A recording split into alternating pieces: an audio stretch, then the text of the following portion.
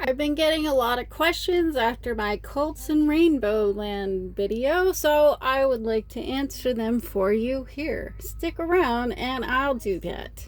Been known as Dirty Kid Village, which the first time I worked in it, it was like families who had been like road people who had kids, good people, family oriented, and it was beautiful. Like, I legitimately believed that there was some magical thing that I was witnessing. It was amazing. I got to meet these other moms with kids, and I love them. Okay, but then in the Oregon 2017 gathering, and even before that, these men had already been there, but I hadn't really worked with them. I saw them in Black Sheep 2015, and that was right after that Jackson gathering in 2015. Well, a few months later. The Jackson gathering, beautiful. Loved it. Good from start to finish. But then that Black Sheep, I went into the kitchen and this old man, they called him Tigger, I guess. I didn't know his name back then. He asked me some questions, and I really, I could tell he and I weren't friends, basically. I didn't know anything about him.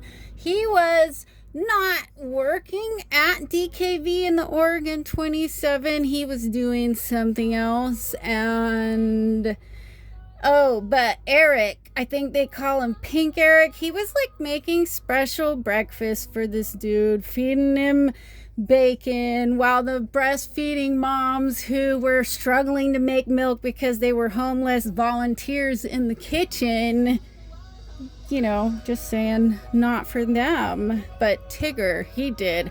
And Tigger is the one that I also mentioned who is known for crimes against women. And I have yet to meet anybody who denies that. I don't have the details on it, but from what I can tell, that's just public record, okay? So what I can tell you that I saw Tigger do was verbally assault and physically threaten a father with complex medical needs who was camping in our kitchen. I had told him that he should bring his CPAP machine and his generator down because a dog had just got shot by law enforcement next to his bus while his child was there. So trauma, pretty horrible. My priority, keeping the kids safe, and obviously the parents too, because the parents are needed to keep the kids safe. So it gets complicated from there.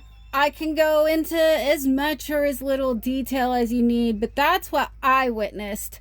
And also, I've made a lot of enemies for this, but that is why I don't like the triangle thing, because that violence took place during the Triangle Parade. And when I confronted the other men in the Dirty Kid Village, like specifically they call themselves the grumpy old men, and they sat around the fire, tried to call a council, and they just laughed it off. Oh, we'll talk to him. So I hope that clears some things up.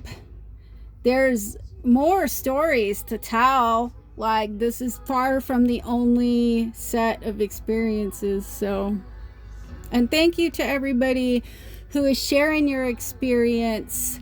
I do believe it's important for these things to continue to be on the table for like healing purposes.